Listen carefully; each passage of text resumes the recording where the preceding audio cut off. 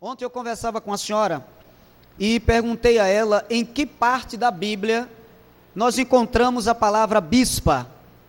E ela disse, pelo que eu sei, em canto nenhum. Então, se não há a palavra bispa, por que os homens ordenam bispa, se não tem na Bíblia?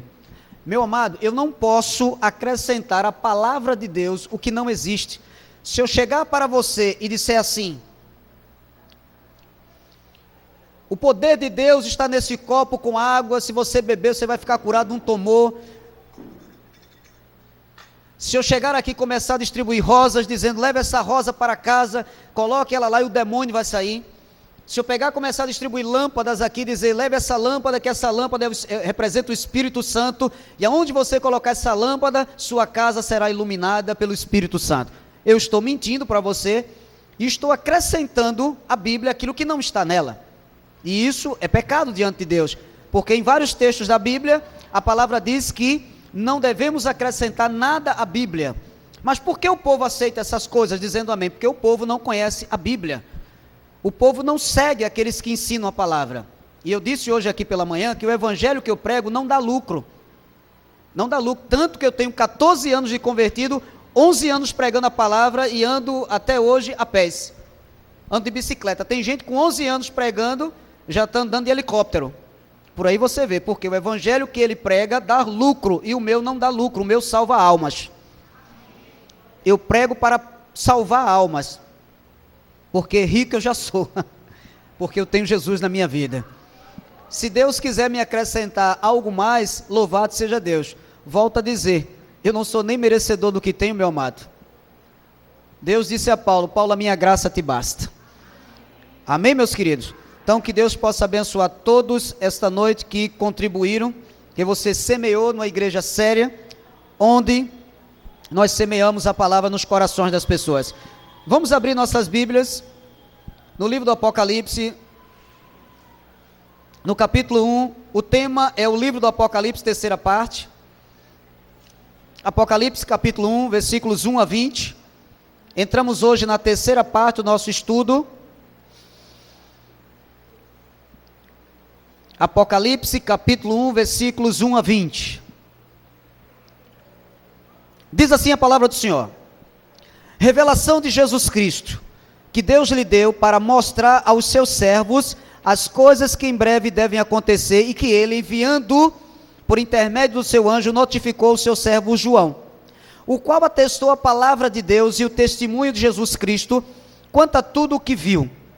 Bem-aventurados aqueles que leem e aqueles que ouvem as palavras da profecia e guardam as coisas nela escritas, pois o tempo está próximo. João, as 7 igrejas que se encontram na Ásia, graça e paz a vós outros, da parte daquele que é, que era e que há de vir, da parte dos 7 espíritos que se acham diante do seu trono. E da parte de Jesus Cristo, a fiel testemunha, o primogênito dos mortos e o soberano dos reis da terra. Aquele que nos ama, diga amém, meus irmãos, e pelo seu sangue nos libertou dos nossos pecados, e nos constituiu reino, sacerdote para o seu Deus e Pai.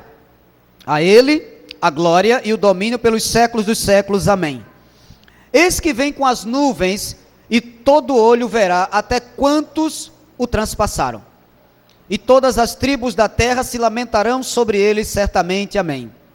Eu sou o alfa e o ômega, diz o Senhor Deus, aquele que é, que era e que há de vir, o Todo-Poderoso.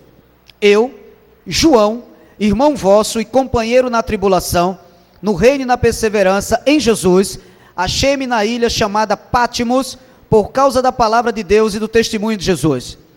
Achei-me em espírito no dia do Senhor, e ouvi por detrás de mim grande voz como de trombeta, dizendo: que vês, escreve em livro, e manda às 7 igrejas, Éfeso, Esmirna, Pérgamo, Tiatira, Sardes, Filadélfia e Laodiceia.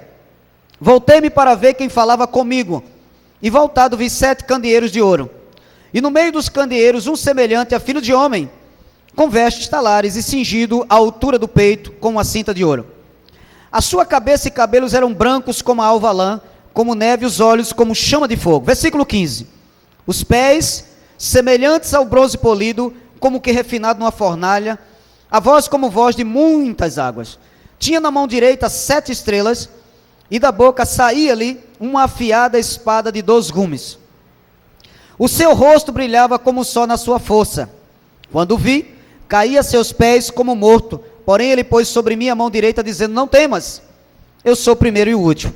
E aquele que vive, estive morto, mas eis que estou vivo, pelos séculos dos séculos, e tenho as chaves da morte e do inferno.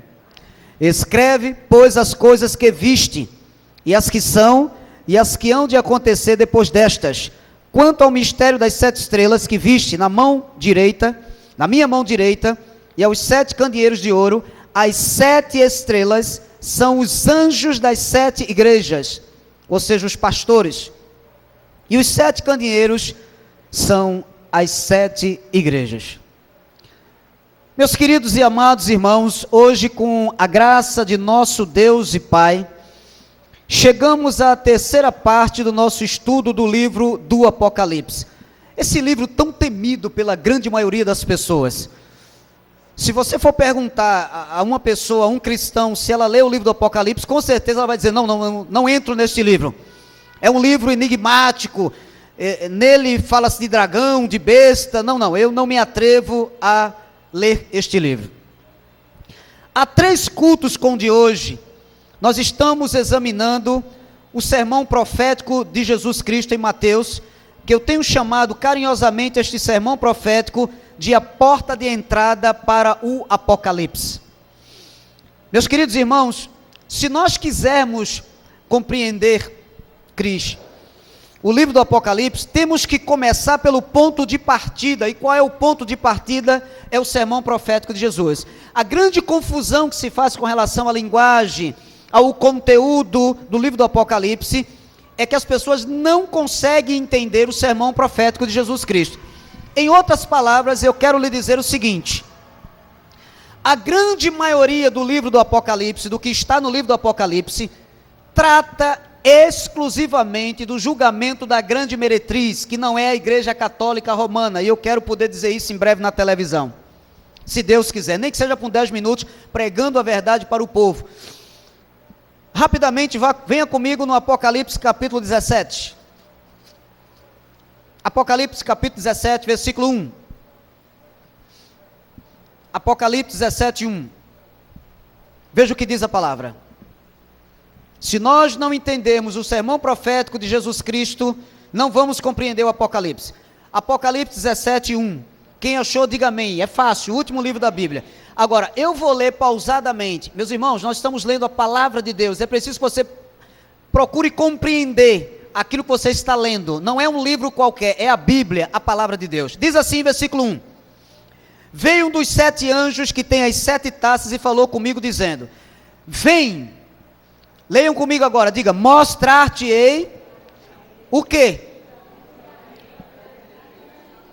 Amém. Agora olhem para o altar da igreja. A primeira coisa que nós precisamos aprender é que o livro do Apocalipse, ele trata de um julgamento. Julgamento de quem? De uma meretriz, de uma grande meretriz.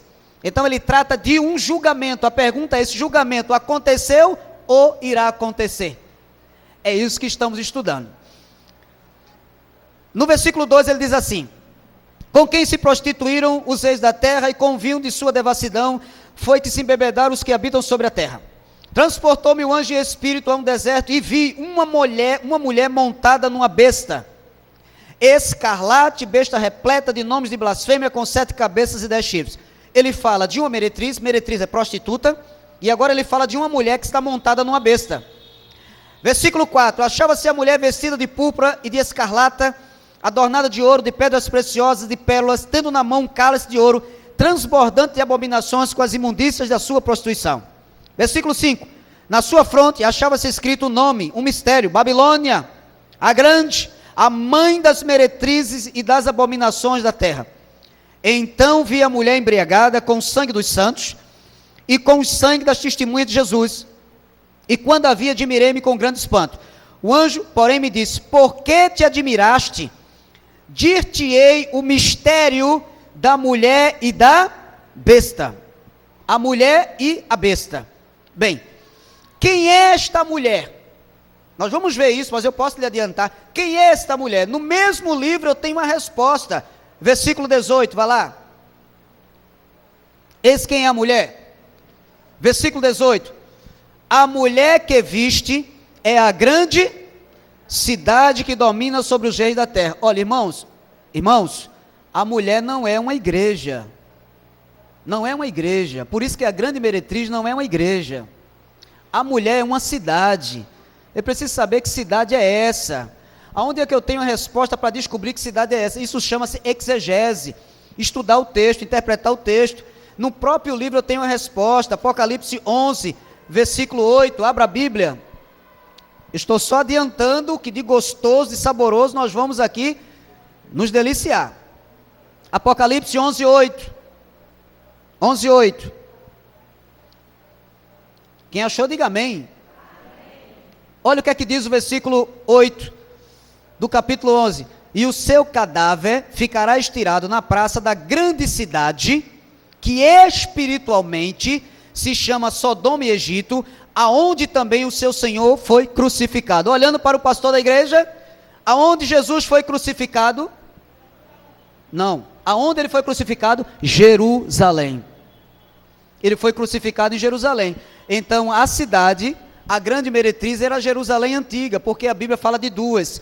Paulo pregando aos Coríntios, Paulo disse: eu tenho que vos apresentar como virgem pura a um só esposo que é Cristo. Há Jerusalém que vai descer do alto, na qual nós fazemos parte dela, e há aquela Jerusalém que matou os apóstolos, matou os profetas, matou Jesus Cristo, ela se prostituiu. Então foi essa meretriz que foi julgada no ano 70, quando o general Tito sitia Jerusalém e a devasta. Ele destrói. A ira de Deus caiu sobre os judeus. Quando Jesus estava do lado de Pilatos, Pilatos disse: eu não vejo nada neste homem para o condenar. Eu lavo as minhas mãos, que caia o sangue dele sobre vocês. E o que é que aquela multidão disse? Que o sangue dele caia sobre nós. E caiu no ano 70, quando o general Tito veio, invadiu Jerusalém e a destruiu. Segundo relatos históricos, aproximadamente 1 milhão de judeus morreram. Tudo isso nós vamos estudar minuciosamente, versículo por versículo, estudando a palavra, e aqueles que tiverem interesse irão crescer. Mas eu já estou te adiantando que a grande meretriz não é a igreja católica romana, como se tem, infelizmente, pregado de forma errada. Até porque a igreja católica nem naquela época existia, meus irmãos. Nem existia. Bem, mas vamos voltar ao nosso estudo, e hoje nós vamos estudar Mateus 24, versículos 9 a 14. Mateus 24, versículos 9 a 14. Vamos ler os versículos 9 a 14. Veja que nós estamos fazendo uma exposição desse texto de Mateus. Quem tem estado aqui tem acompanhado aí. Versículos 9 a 14.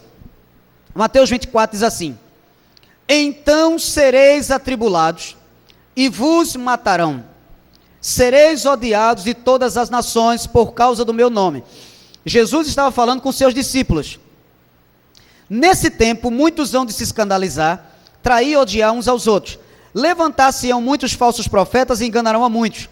E por se multiplicar a iniquidade, o amor se esfriará de quase todos. Aquele, porém, que perseverar até o fim, esse será salvo. E será pregado este evangelho do reino por todo o mundo, para testemunha a todas as nações, então virá o fim. Antes de mais nada, desejo lhes dizer que a primeira vez que preguei sobre o livro do Apocalipse e sobre o sermão profético de Jesus Cristo foi em abril de 2006. Depois voltei a pregar em 2008. E agora, mais uma vez, trago à igreja esse estudo tão profundo que com certeza nos levará a um maior conhecimento das Escrituras. Então, para o nosso ministério, este assunto não é coisa nova. Já estudamos aqui em outras ocasiões. Quero lembrá-los que tudo o que estamos estudando aqui, meus irmãos, principalmente desses 3 primeiros cultos, com o de hoje, foram fatos que ocorreram no primeiro século da igreja primitiva. São fatos referentes à destruição de Jerusalém, que ocorreu no ano 70, quando as tropas romanas, lideradas pelo general Tito, sitiaram a cidade e a devastaram. Eu estou batendo nessa tecla com frequência, para que isso fique incutido em sua mente. Abre Lucas 21, versículos 20 e 22. Lucas 21, versículos 20 a 22. Ouçamos o que disse o doutor Lucas. Lucas 21, versículos 20 a 22. Diz assim a palavra do Senhor. Lucas 21, 20. Quando, porém, virdes Jerusalém sitiada de exércitos, sabei que está próxima a sua devastação. Então, os que estiverem na Judéia, fujam para os montes. Os que se encontrarem dentro da cidade, retire-se. E os que estiverem nos campos, não entrem nela. Porque estes dias são de vingança, para se cumprir tudo o que está escrito. Amém, queridos? Então, Jesus estava admoestando aquele povo, falando para eles, dizendo, olha, quando vocês virem Jerusalém sitiada de exército, sabei que está próxima a sua devastação. Jesus estava profetizando sobre Jerusalém, sobre sua destruição e a destruição do templo. E isso aconteceu conforme ele havia predito. O general Tito vem e invade a cidade.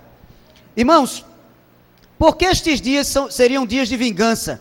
Porque seriam os dias que Deus iria cumprir a sua promessa, castigando um povo que rejeitou o seu Messias.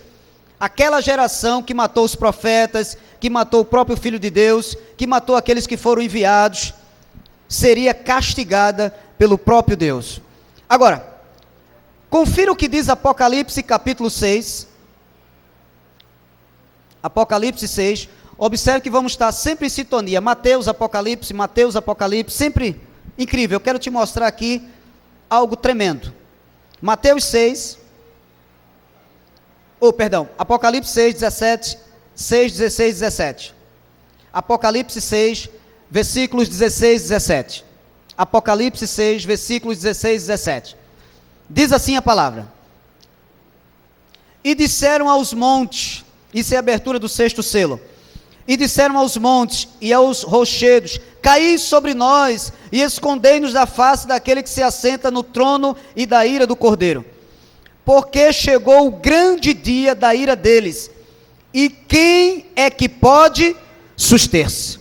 Então o dia da ira de Deus, não para nós, mas para aqueles judeus que rejeitaram o Messias, que rejeitaram a Cristo, estava chegando. Agora, uma coisa muito interessante é o que ele diz aqui: caí sobre nós e escondei-nos da face daquele que se assenta no trono e da ira do Cordeiro. Volte Mateus 24, observe como nós estamos trabalhando, Mateus em sintonia com Apocalipse. Mateus 24, versículo 34. Mateus 24, versículo 34. Ouça o que disse Jesus. Mateus 24, versículo 34. Em verdade vos digo, que não passará esta geração sem que tudo isto aconteça. Que geração? Aquela geração lá, que negou a Cristo. Se você tiver caneta e papel, anote. Geração para os judeus era um período de 40 anos. 40 anos depois que Jesus profetizou, isso veio acontecer. Ou seja, Jerusalém foi destruída. Isso não vai passar sem que passe essa geração. Ou seja, aquela geração de judeus que negou a Cristo, Robson, foi ela que foi castigada. Meu amado irmão, até agora eu não estou pregando nenhum texto para os nossos dias. Por favor, estamos tratando de fatos históricos que ocorreram no período da igreja primitiva. Eu tenho que separar as coisas para não misturar, por favor, em nome de Jesus. Mateus 23, versículo 36. Mateus 23, 36. Disse Jesus: em verdade vos digo que todas estas coisas hão de vir sobre a presente geração. Então tudo o que ele estava falando aqui era referente àquela geração, daquela época. Depois que Jesus morreu e foi assunto aos céus, os sinais começaram a acontecer. Veja o versículo 37. Jerusalém, Jerusalém, que matas os profetas e apedrejas os que te foram enviados. Quantas vezes quis eu reunir os teus filhos, como a galinha junta os seus pintinhos debaixo das asas, e vós não quiseste. eis que a vossa casa vos ficará deserta. Declaro-vos, pois que desde agora já não me vereis, até que venhais a dizer, bendito o que vem em nome do Senhor. Então Jesus estava lançando um lamento sobre a cidade de Jerusalém. Pois bem, mas vamos passar agora a analisar os versículos 9 a 14. Meus irmãos, no versículo 9 de Mateus, Jesus diz assim aos seus discípulos: então sereis atribulados e vos matarão, sereis odiados de todas as nações, diga comigo, por causa do meu nome. Então os discípulos de Jesus seriam perseguidos, eles seriam maltratados, e tudo por causa do nome de nosso Senhor e Salvador Jesus Cristo. Olha que coisa interessante, a história do cristianismo registra 10 perseguições, 10 perseguições. Se você quiser anotar, anote, nós estamos aqui tendo uma aula. Foram 10 perseguições. Então Jesus estava alertando seus discípulos, dizendo-lhes que eles seriam perseguidos por causa do seu nome.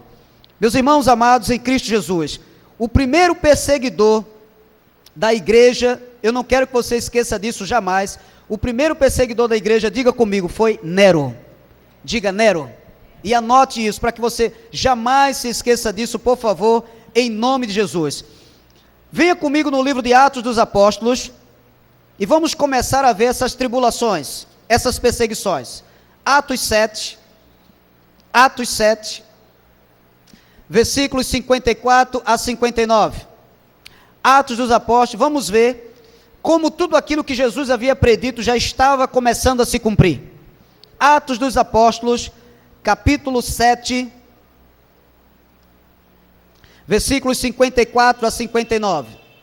Diz assim a palavra de Deus: ouvindo eles isto, enfureciam-se no seu coração e rilhavam os dentes contra ele. Mas Estevão, cheio do Espírito Santo, fitou os olhos no céu e viu a glória de Deus e Jesus, que estava à sua direita. E disse: eis que vejo os céus abertos e o Filho do Homem em pé à destra de Deus. Eles, porém, clamando em alta voz, taparam os ouvidos e, unânimes, arremeteram contra ele. E lançando fora da cidade, o apedrejaram. As testemunhas deixaram suas vestes aos pés de um jovem chamado Saulo. E apedrejavam Estevão, que invocava e dizia: Senhor Jesus, recebe o meu espírito. Irmãos, Estevão foi o primeiro mártir da igreja primitiva. Ele foi apedrejado e morto por pregar a palavra. Estevão estava fazendo uma exposição, e a forma como ele pregava irritou aqueles homens que o apedrejaram.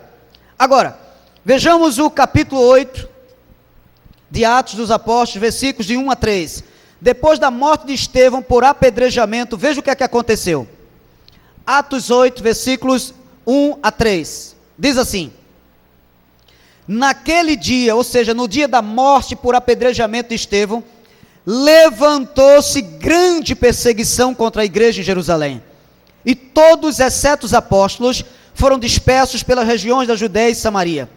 Alguns homens piedosos sepultaram Estevão e fizeram um grande pranto sobre ele.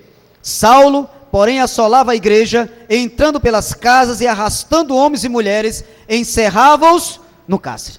Então observe que o texto diz que naquele dia, no dia da morte de Estevão, levantou-se grande perseguição contra a igreja de Jerusalém. Queridos, o próximo mártir da igreja foi Tiago Maior, filho de Zebedeu, irmão mais velho de João, e sua mãe era Salomé, prima de Maria. Abra em Atos 12, versículos de 1 a 4. Atos dos Apóstolos, capítulo 12, o primeiro mártir da igreja foi Estevão, o segundo veio a ser Tiago, chamado Tiago Maior. Atos 12,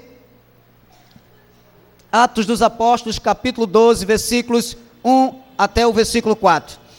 Por aquele tempo, mandou o rei Herodes prender alguns da igreja para os maltratar, fazendo passar a fio de espada a Tiago, irmão de João. Então ele morreu pela espada, a fio de espada. Versículo 3, vendo-se isto agradável aos judeus, prosseguiu, prendendo também a Pedro, e eram os dias dos pães asmos. Essa expressão, pães asmos, quer dizer pães sem fermento. Versículo 4, tendo feito prender, lançou no cárcere, entregando-o a 4 escoltas de 4 soldados cada uma, para o guardarem, tensionando apresentá-lo ao povo depois da Páscoa.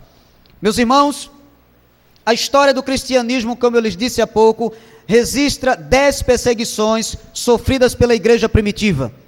A primeira perseguição à igreja deu-se no governo de Nero, no ano 67 depois de Cristo. Ele foi o 6º imperador de Roma. Nero mandou incendiar a cidade de Roma, culminando na morte de milhares de pessoas que pereceram nas chamas. Vendo Nero que o povo começou a demonstrar seu ódio contra ele, decidiu culpar os cristãos por esse incêndio. A segunda perseguição aos cristãos foi sob o governo de Domiciano, em 81 depois de Cristo. Este imperador era extremamente cruel, matou seu próprio irmão, depois matou alguns senadores por desconfiança. Em seguida lançou perseguição contra os cristãos. Dentre os mártires dessa perseguição, encontrava-se Simeão, que foi bispo de Jerusalém. A terceira perseguição foi sob o período de governo de Trajano, imperador Trajano, 108 depois de Cristo. A quarta perseguição aos cristãos foi sob o governo de Marco Aurélio, em 162 depois de Cristo. Foi nesse período que Policarpo, o respeitado bispo de Esmirna, foi condenado e queimado em praça pública. A quinta perseguição foi promovida pelo imperador Severo em 192 depois de Cristo. A sexta perseguição foi promovida por Máximo em 235 depois de Cristo. A sétima foi sob o período do imperador Décio em 242 depois de Cristo. A oitava sobre o governo de Valeriano em 257 depois de Cristo.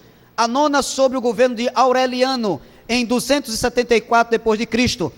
A décima foi promovida por Diocleciano em 303 depois de Cristo. Hoje é muito fácil ser crente. Facílimo. Você está em casa, toma um banho, troca de roupa, pega a Bíblia e vai à igreja. Facílimo. Desta época aqui, meu amado, se é cristão, mata. Joga para os leões. Era dessa forma.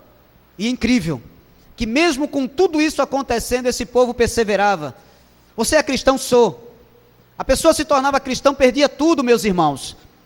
Era confiscado tudo que tinha, ele perdia tudo. Se tornou cristão, perdia tudo, ficava pobre. Muitos cristãos morreram no Coliseu, que até hoje está lá em Roma. Se você tiver dinheiro, vá lá na Itália e você vai ver o Coliseu, você verá o arco de Tito, o general Tito, que invadiu Jerusalém. Não existe perseguição, não tem soldado romano te perseguindo, e muitas pessoas ficam em casa sem vir à igreja.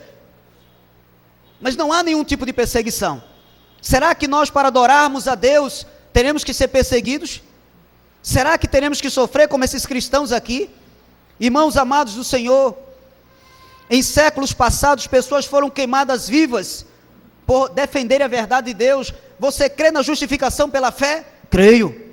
Então mata, joga no fogo. Em praça pública, pessoas morriam queimadas, mas não negavam a verdade.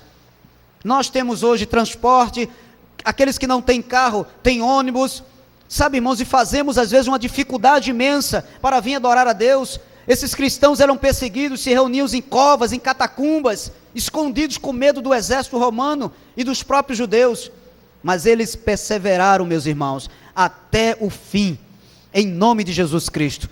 E nós hoje não temos toda essa dificuldade que eles tiveram, e muitas vezes reclamamos, mas o sol está quente, está chovendo demais, estou ganhando pouco, vivemos de lamúrias e murmurações. Meus queridos e amados irmãos, como podemos observar, a igreja do passado foi muito perseguida, assolada, conforme o próprio Cristo havia predito. Agora, é evidente que durante outros períodos a igreja de Cristo foi combatida e perseguida, e muitos dos seus seguidores foram torturados até a morte. Ainda hoje, meus irmãos, ainda hoje, em pleno século 21, em alguns países islâmicos, os cristãos são presos e até mortos. Alguém conversava comigo esta semana dizendo que vários cristãos foram mortos. Quem foi aqui na igreja? Pessoas estendidas em praça pública. Parece que passou no repórter. Que país foi aquele? Porque eu não vi a matéria. Depois eu posso até ver na internet. Então, até hoje existe cristãos sendo perseguidos em países muçulmanos, em países islâmicos, Todavia, meus irmãos, nada se compara às perseguições sofridas pelos cristãos no primeiro século. Por exemplo, Mateus 24, 21, ouça o que disse Jesus. Nada se compara àquilo que ocorreu naquela época. Veja Mateus 24, 21. Nada absolutamente se compara. Ao que aconteceu naquela época, não há nada comparado. Mateus 24, versículo 21. Acompanhe na sua Bíblia o que disse Jesus. Vamos ler juntos? Vamos lá? Porque nesse tempo, vamos lá, irmãos? Porque nesse tempo haverá, diga, grande tribulação. Como desde o princípio do mundo até agora não tem havido e nem haverá jamais. Observe. Pega esse texto e traz para os dias de hoje. Meus irmãos, haverá um período que nós vamos sofrer, haverá grande tribulação. A grande tribulação já aconteceu, foi para os judeus no ano 70. A grande tribulação não haverá, ela já aconteceu. Jesus disse aqui que dia como esse aqui, nesse tempo, naquele tempo, não é agora, não é um tempo futuro, no nosso futuro muito longínquo, era um futuro próximo, 40 anos à frente. Jerusalém, quando foi sitiada e devastada, os judeus passaram por essa grande tribulação. Por falta de conhecimento da palavra, alguns ensinam o povo que precisam se preparar para a grande tribulação. A grande tribulação foi para os judeus. Diga, foi para os judeus. Leiamos os versículos 10 a 13 de Mateus 24. Nesse tempo, muitos hão de se escandalizar, trair e odiar uns aos outros. Levantar-se-ão muitos falsos profetas e enganarão a muitos. Versículo 12. E por se multiplicar a iniquidade, o amor se esfriará de quase todos. Aquele, porém, que perseverar até o fim, diga comigo, esse será salvo. Bem, eis um texto aqui que tem sido muito mal interpretado. Alguns têm ensinado que somente aqueles que perseverarem até a volta de Cristo é que serão salvos. Pois bem, duas perguntas devem ser feitas aqui desse texto. São elas. Primeiro, aquele que perseverasse seria salvo do quê? Porque ele diz, aquele que perseverar até o fim, esse será salvo. A pergunta é, salvo do quê? Segunda pergunta, que tipo de salvação Jesus estava se referindo? A que tipo de salvação? A salvação para a vida eterna, ou seja, a salvação da alma, ou de algum perigo iminente? Quero lembrá-los que Jesus disse, errais não conhecendo as Escrituras, nem o poder de Deus.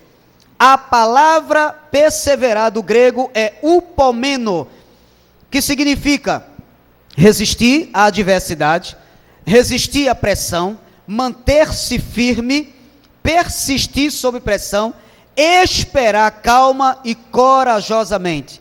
Irmãos, Jesus estava dizendo que aquele, porém, que perseverasse até ao fim daquela época, até o fim de Jerusalém, até que ela fosse sitiada e atacada, este é o que seria salvo. Salvo de quê? Do ataque romano.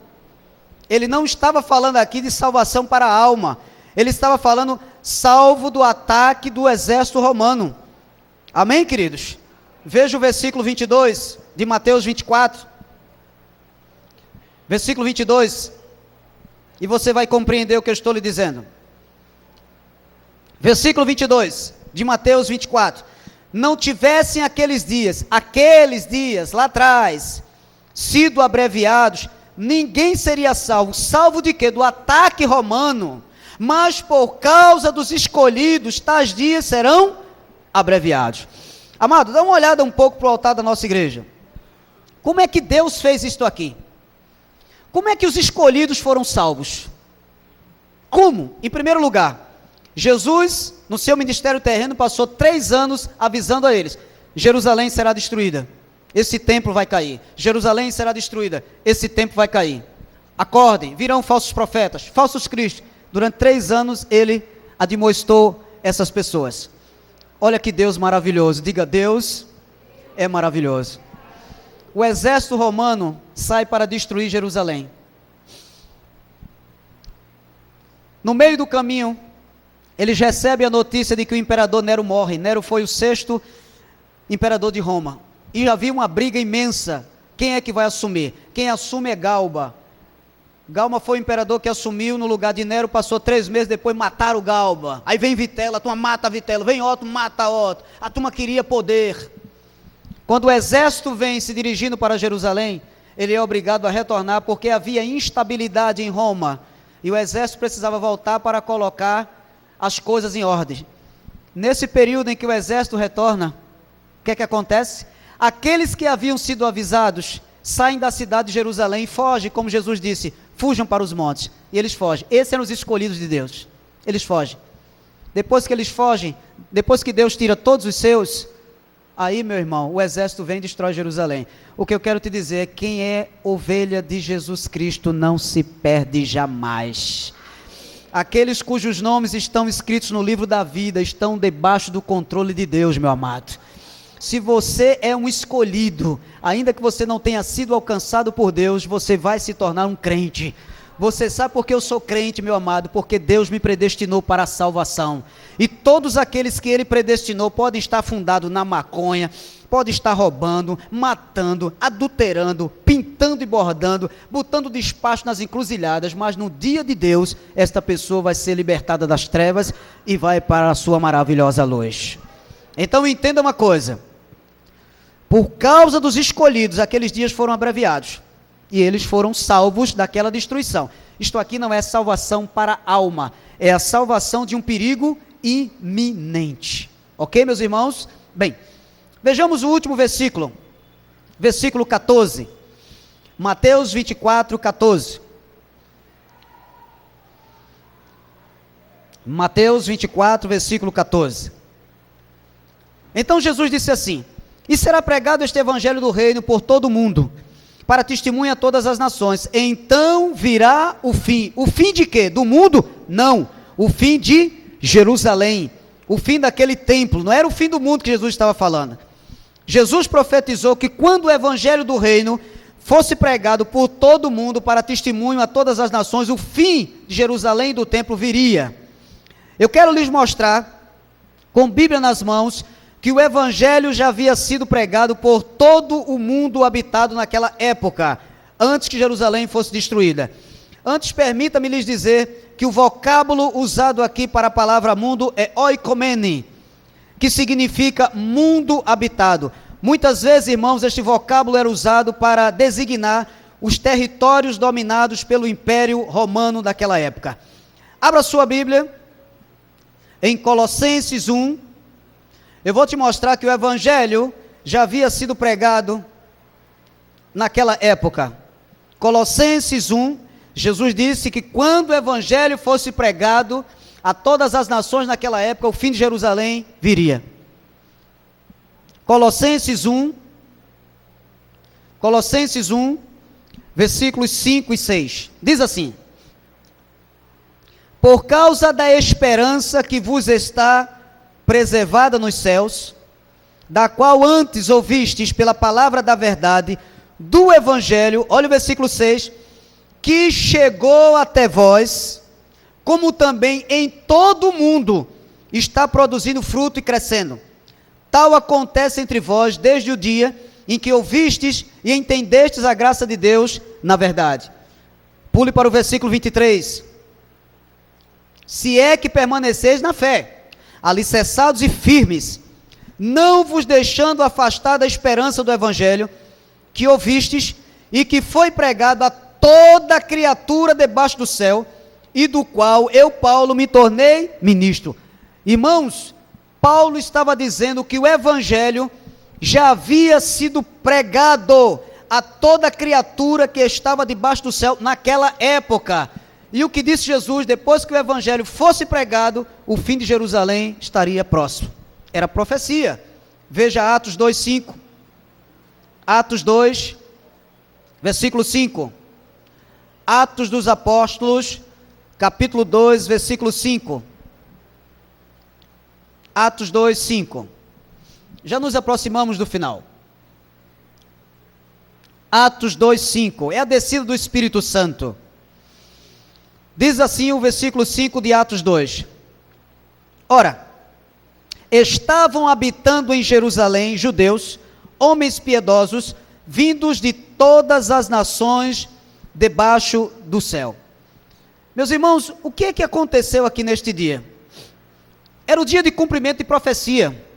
Ali haviam pessoas de todas as nações, e as pessoas começaram a ouvir os discípulos falando nas suas próprias línguas maternas as grandezas de Deus. Ele diz aqui, no versículo 7, estavam, pois, atônitos e se admiravam, dizendo: vede, não são porventura galileus todos esses que aí estão falando? E como os ouvimos falar cada um em nossa própria língua materna? Observe, não há língua estranha. O que eles estavam falando, aqueles compreendiam. Ele diz no versículo 9, somos partos, medos, elamitas e os naturais na Mesopotâmia, Judeia, Capadócia, Ponto e Ásia, da Frígia, da Panfilha, do Egito e das regiões da Líbia, nas imediações de Cirene, e romanos que aqui residem, tanto judeus como prosélitos, cretenses e arábios, como os ouvimos falar em nossas próprias línguas, diga comigo, as grandezas de Deus. Olha o propósito do dia de Pentecostes. Todas as pessoas que estavam aqui, que eram oriundas de outras nações, ouviram os discípulos falar as grandezas de Deus nas suas próprias línguas, nos seus idiomas. Só que depois que terminou a festa de Pentecostes, estas pessoas retornaram aos seus países de origem. E quando elas chegaram lá, o que é que elas fizeram? Falaram das grandezas de Deus. Ou seja, elas evangelizavam. Então o evangelho se espalhou dessa forma, meus irmãos. Eis o grande propósito de Deus. Veja Atos 19,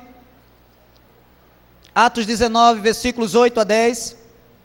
Atos 19, então aquele foi o grande propósito de Pentecostes. Que o evangelho chegasse a todas as nações. Atos 19, 8 a 10. Atos dos Apóstolos, capítulo 19, versículos 8 a 10. Diz assim,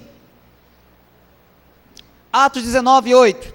Durante 3 meses, Paulo frequentou a sinagoga onde falava ousadamente, dissertando e persuadindo com respeito ao reino de Deus.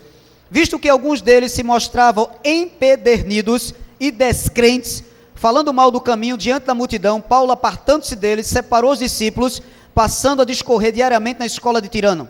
Versículo 10, durou isto por espaço de 2 anos, dando ensejo a que todos os habitantes da Ásia ouvissem a palavra do Senhor, tanto judeus como gregos. Paulo disse que todos os habitantes da Ásia ouviram a palavra naquela época. Atos 17, 6. Atos 17, versículo 6. Atos 17, versículo 6. Mais 2 textos e estou concluindo.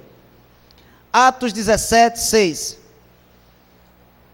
Diz a palavra: porém, não os encontrando, arrastaram Jasão e alguns irmãos perante as autoridades, clamando: estes que têm transtornado o mundo, chegaram também aqui. Meus irmãos, os apóstolos, sem o aparato tecnológico que nós temos hoje, transtornaram o mundo com a sua mensagem. Incrível. Paulo não pregava com um microfone desse rosto como eu prego, um microfone profissional. Não tinha internet, não havia os recursos de uma mesa de som. E mesmo assim, a pregação era tão poderosa, que esses homens transtornaram o mundo. E hoje em dia, a igreja transtorna o mundo? Não. A igreja está impactando o mundo? Não. O mundo está impactando a igreja. Impressionante. A igreja não impacta mais o mundo, é o mundo que impacta a igreja. Não há uma mensagem que faça com que o pecador chore, clame a Deus. Não. As mensagens de hoje são mensagens que massageiam o ego das pessoas. São mensagens mentirosas, que vêm do coração do homem, não do coração de Deus. Oh, Deus está me dizendo aqui que você vai ser uma empresária. Deus está mandando eu dizer aqui para a igreja que alguém aqui vai ganhar um carro novo. São mensagens de autoajuda, são mensagens de prosperidade. Hoje as pessoas vão à igreja querendo ficar ricas. Elas estão preocupadas em ter e não em ser. As mensagens de hoje são mensagens que anima. É comum nós ouvirmos pessoas dizendo assim: faça uma visita hoje na minha igreja, o culto lá é muito animado. Olha, vai ter um culto legal, vai ter um show, vai ter um grupo lá que vai fazer isso, vai fazer aquilo, e ao final do culto nós vamos distribuir sorvete, hambúrguer e pipoca. Aí, a igreja lota. Cheio de gente, sabe, gente de toda qualidade. Pecadores, pessoas afundadas no pecado, esperando sedentas, pessoas vazias, ocas, cuja vida, meu irmão, não tem sentido nem direção, pessoas sem saber em que direção ir, querendo uma palavra, e o que é que elas ouvem? Entra demônio, sai demônio, porque o capeta, porque 7 rua, tranca a rua, tem mais intimidade com o demônio do que com Deus, é rosa, é sal, é enxofre, é brincadeira. E agora o irmão, cadê o irmãozinho aí que recebeu uma bênção de Deus? Chama, vem cá meu querido, tem espaço para você, a palavra fica para o final, sobe aqui no altar da igreja, que bênção Deus te deu. Oh pastor, eu estou tão feliz, eu quero saudar a igreja com a paz do Senhor. Irmãos, eu queria tanto ter uma televisão de plasma, a minha é daquela do Hong Kong, sabe? Aquela que tem tubo de imagem, eu boto no 2, ela vai para o 6, mas Jesus é bom, Jesus me deu uma televisão. Oh, que testemunho maravilhoso, estou chorando. Chama o outro irmão agora, qual é o seu testemunho? Eu quero dizer para a igreja, eu tinha um calo que, olha, eu não aguentava calçar sapato. E num culto aqui que o irmão fez, um culto de cura de calo, meu calo desapareceu. Sabe, vai empurrando a vida espiritual com a barriga, ninguém cresce, ninguém tem intimidade com a Bíblia, ninguém conhece nada. Mas está faltando, cadê o irmãozinho que vai lançar o CD? Vem aqui meu irmão. Aí o irmão sobe, eu queria vender o CD a R$50, tem uma banca ali na frente. E no final do culto, todo mundo já cansado, gente dormindo. Irmãos, vamos à palavra. E quem aguenta mais isso? Abra no Salmo 23, o Senhor é o meu pastor, nada me faltará. Até domingo que vem, ainda tem gente que diz, isso é que é homem. Olha, tem gente que ainda diz, que palavra. Cara, não ouviu nada, ainda diz, que palavra, que palavra. O que estão fazendo com a igreja de Jesus Cristo é uma vergonha. Uma vergonha. O culto, meu irmão, é para a exposição da palavra. Não é para se oferecer rosa, sal, enxofre. Traga as pessoas na igreja com carteira profissional, pedaço de cabelo do marido, pedaço de roupa de fulano. Isso é culto ou macumba? Porque isso se faz na macumba, não é na igreja de Jesus Cristo. Então aqui estavam as pessoas que transtornaram o mundo com a mensagem. A mensagem de hoje não impacta ninguém, meu irmão. Nem palavra se tem. Estão se contando histórias ao invés de palavra. E outro detalhe que antes que eu me esqueça, além do mais, só se faz pedir dinheiro. É culto que só se fala de dinheiro. No rodapézinho está lá o culto ao vivo e passando a conta, deposite na conta do Bradesco, aí passa o Bradesco, a Caixa Econômica, passa a Caixa Econômica, Banco Itaú, aí o cara diz assim, qual dos 3 eu vou depositar? Eita, que é a conta que a igreja tem. Esse culto é ao vivo, mas não tem nenhum rodapé passando a conta da igreja. Você vê que eu nem falo, muitos não sabem nem qual é a conta da igreja, eu só cito quando alguém pede, lá no site tem. Meu amado, eu sou do tipo de pastor que acredito que Deus é quem move o coração das pessoas para ajudar. Porque eu acredito que Deus está no controle de todas as coisas. Essa igreja é dele, se ele quiser nos dar tudo isso aqui, ele dá. Ele fará com que alguém, se ele quiser amanhã tocar no coração de um empresário, depositar uma oferta grande na igreja, ele faz isso. E nós vamos aplicar muito bem, obrigado. Eu acredito que Deus pode fazer isso, porque eu trabalho sério, não sou desonesto. A prova está aí, 11 anos, a mesma pessoa. Eu costumo dizer que aqui as pessoas crescem muito mais do que o pastor.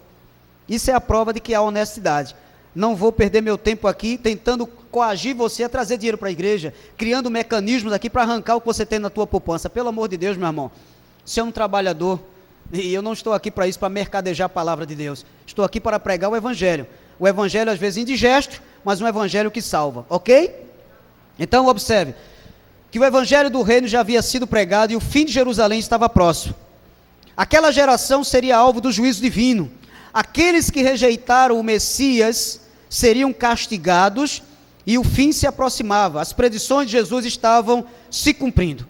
E por último, eu queria encerrar a minha homilia esta noite em 1 de Coríntios, capítulo 10, versículos 11 e 12.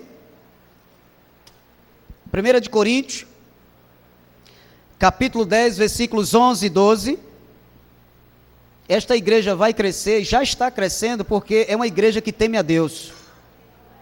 Isso aqui não é uma porta que foi aberta para comércio.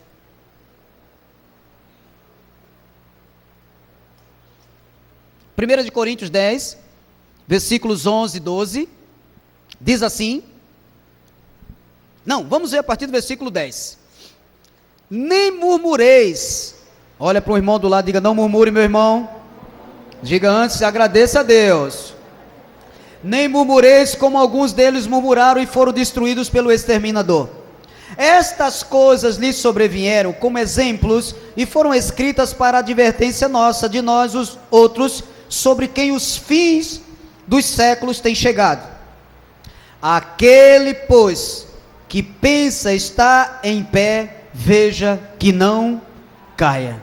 Eu quero terminar a minha homilia lhe dizendo o seguinte: este livro fala de um Deus que não muda, de um Deus soberano, que nenhum de nós aqui esta noite podemos zombar. A Bíblia diz: de Deus não se zomba, aquilo que o homem semear, isso também se fará. Se há alguém aqui esta noite presente, que está vivendo no pecado, que está vivendo uma vida totalmente contrária à verdade de Deus, se existe alguém aqui que veio esta noite, ou alguém que me assiste pela internet, que tem vivido segundo os padrões do mundo e não segundo os padrões de Deus, eu quero lhe aconselhar, meu amado irmão, imediatamente conserte sua vida com Deus agora, conserte sua vida com Deus hoje. A porta da salvação está aberta hoje, amanhã eu não sei, e como ela está aberta, entre por ela, em nome de Jesus Cristo, amém. Essa é a palavra que o Espírito de Deus colocou em meu coração. Vamos ficar de pé? Vamos ficar de pé em nome de Jesus.